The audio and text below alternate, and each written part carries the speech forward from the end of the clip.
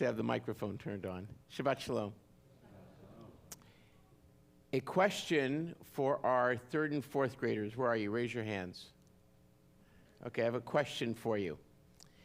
How many of you know how to use power tools? Like drills or power screwdrivers or saws? A couple of them do, okay.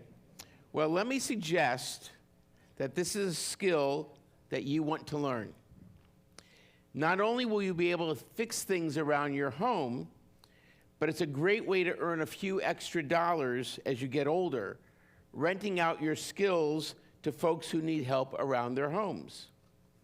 My son recently told me that for his daughter's, my granddaughter's, 4th birthday, he was getting her a power drill to get her started on a lifetime of DIY projects. Now, just one thing, and I need all of our 3rd and 4th graders to listen very, very carefully. Power tools should only be used with adult supervision until you're old enough to do it on your own. Got it? Okay. Now, why am I talking about power tools? Is there a Jewish lesson? Well, kind of. Let me tell you something about me. I do not have 2 left thumbs, as the saying goes. Rather, I have 10 left thumbs. As much as I like to think that I'm competent at many things, I know that using power tools is not one of them. Someday, I may tell you my story, but we'll leave that for another day. Knowing that I don't have the power tool DNA in me, and complicated by the fact that I had some minor hand surgery over winter break when I went home, I needed to get some help to install a couple of security cameras on the outside of my home in Kansas. A lot of our friends were away or otherwise occupied, so I turned to TaskRabbit. Do you know about TaskRabbit? It's an aggregator of handymen and handy women who can help with a variety of, well, tasks. Anything from putting IKEA furniture together, to yard work, to hanging pictures in shelves, and yes, even installing security cameras. I went online, described what was needed, and 2 minutes later, I had 3 offers from folks to come out and help me. I chose one guy. His name was Manny. The app said that he had 10 years experience doing this kind of stuff, and the price was reasonable, and he would show up when I needed him to be there. On the appointed day, Manny arrived in a beat-up pickup truck that had seen many, many better days. Manny was probably around 45 years old and was all business. Within 20 minutes, he got the cameras up, installed, and working properly. Since I had paid him for a minimum of an hour, he helped me do a couple of other small to-do tasks that I had. We still had some time, so I invited him for a cup of coffee, and we sat and we chatted. I found out that Manny was short for Manuel. His last name was Rodriguez. He had a wife and 2 small children. He was born in El Salvador and came here a decade ago, fleeing violence and oppression. He shared with me that he was not a legal immigrant.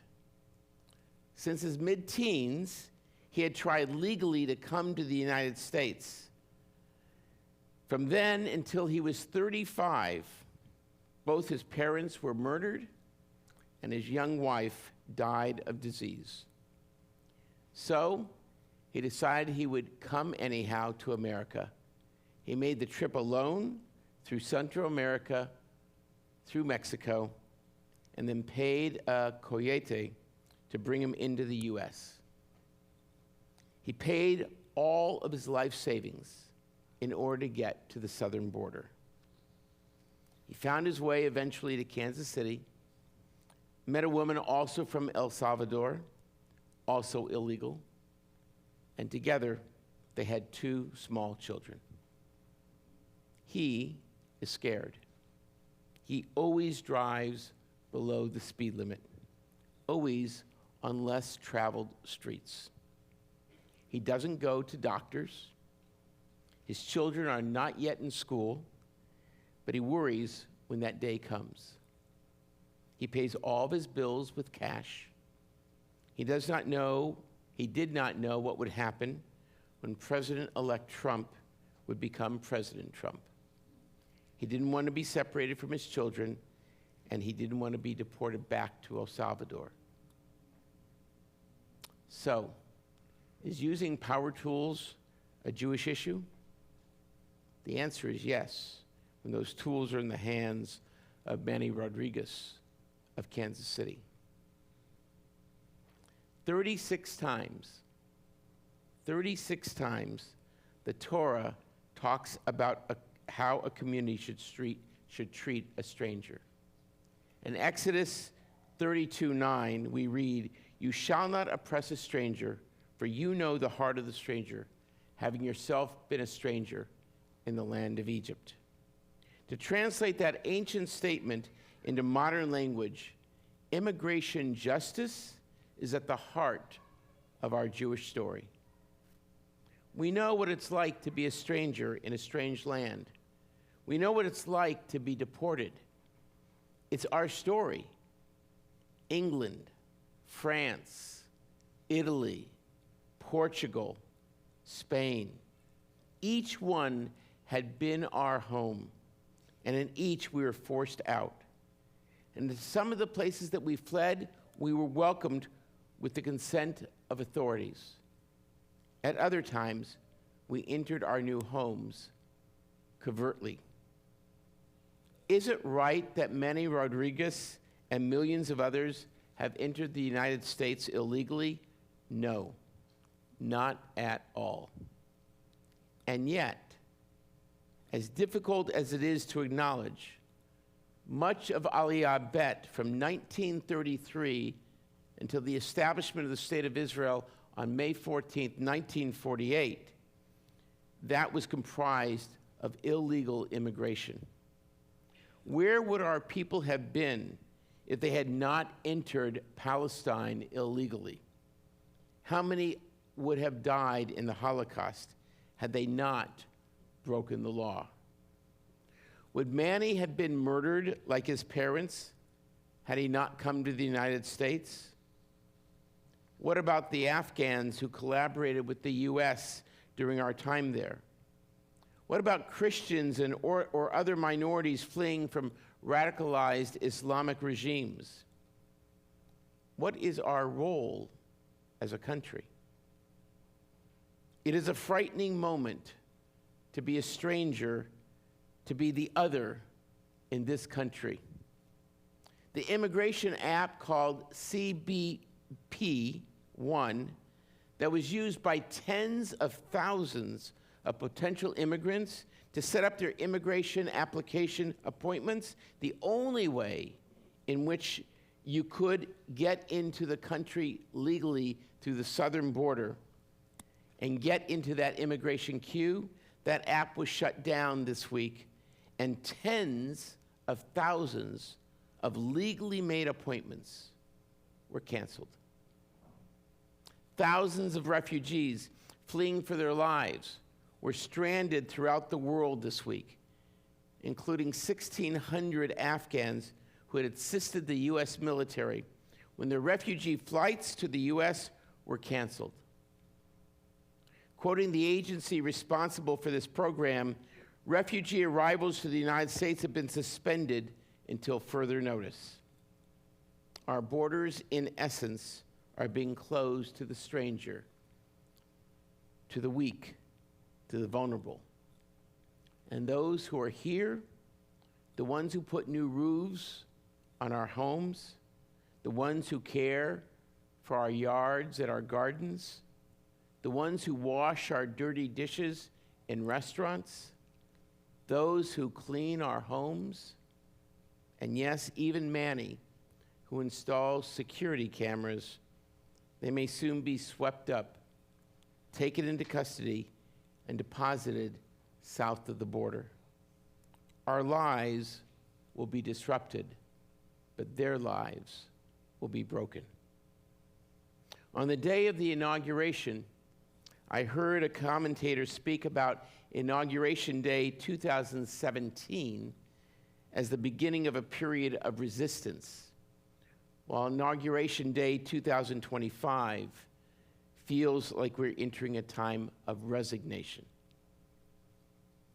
Our faith, our Torah, rejects resignation. While a majority of this country may approve of our president's immigration executive orders and emerging policies, as Jews, we are obligated to care for the stranger in our midst, whomever that stranger might be, whatever their legal status might be. As a colleague, Rabbi Mali Wiesel wrote, quote, in this week's Torah portion, Vayera, Moses encounters God, who essentially says to Moses, you don't know me or have reason to trust me, but I'm the same God who made a covenant with your ancestors, and we will all get through this. Moses pushes back. Nope, I'm sorry, you're wrong. This is a really bad situation, and there is no way we can get from this dark place to a better place. Everything's a mess, and I wouldn't even know where to start. God lovingly pushes Moses forward. It's not all on you, Moses. I'm here. Your brother Aaron is here as well. We can do this, one step at a time, and here's where to start. There is much about immigration in the United States that we need to worry about.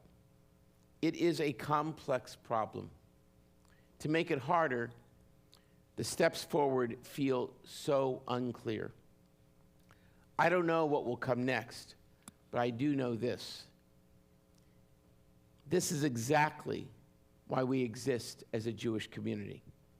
It's at times like this when we can look around and know that we are not alone. And even though the path forward is not clear right now, we will figure out our first steps together. We were strangers in the land of Egypt, but God lifted us up with an outstretched arm and carried us away on the wings of eagles. May we lift up the stranger in our midst and bring them to safety, however and wherever we can. Amen.